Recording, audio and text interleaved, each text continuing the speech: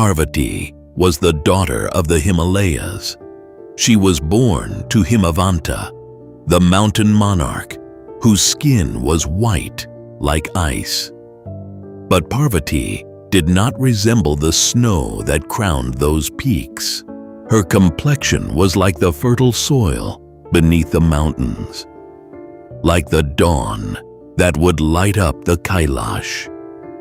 One day, a single word disturbed her. Shiva, the great ascetic of Kailash, white as camphors, ash smeared upon his body, was laughing and addressed her as Kali. The word struck deep within her heart, not because she felt inferior, not because she doubted her beauty, and certainly not because she questioned Shiva's love, but because she embodied nature, and nature took pride in every form she carried. She loved being the most resplendent part of Brahmanda, the universe itself, and she could not bear a description that felt like a reduction of her vastness. The name lingered within her like a thorn. So she told Shiva, "I shall be back and make sure you never ridicule me again," and left Kailash. She descended from the icy peaks to the plains below. There, beneath the open sky, she sat in deep meditation. She began invoking the Creator, Brahma, through discipline, through inner fire. Soon, golden light shimmered in the air. Brahma appeared before her. The Creator saw no flaw in her. To him, she was already complete. He reminded her that she was nature itself, sacred in every hue, radiant in every aspect. But Parvati remained steadfast. The word still clung to her. She sought to become Gauri, the fair one. Understanding her determination, Brahma lifted his sacred water vessel.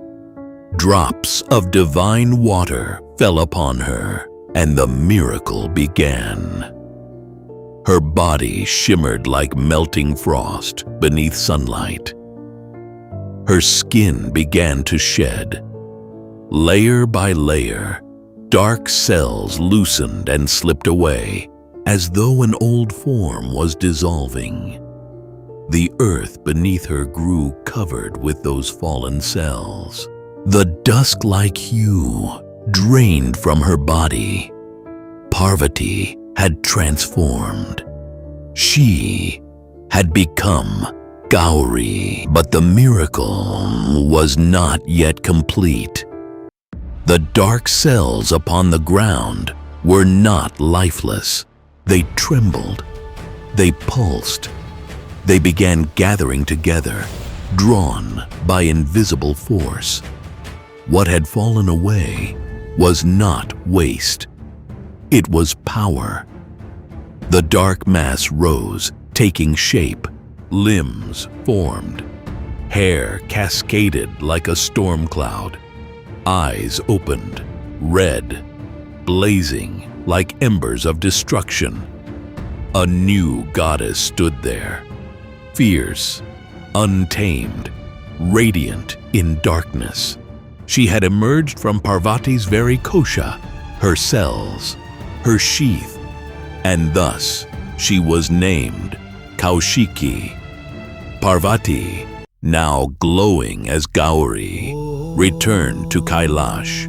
Her complexion was whiter than the icy slopes of her father's mountains. The snow seemed pale beside her radiance. Shiva watched her arrival in silence. He did not marvel at her transformation. Instead, his awareness rested upon something else, upon the new force that had come into existence. The Dark One, Kaushiki, To him, she was Kali. The sound reverberated not as mockery, but as invocation. In that moment, realization dawned upon Parvati. The name had never been meant as insult, it had been a calling. Shiva had not diminished her. He had summoned the other half of her power. Shiva, smeared in sacred ash, the gray that blends all extremes, understood this truth.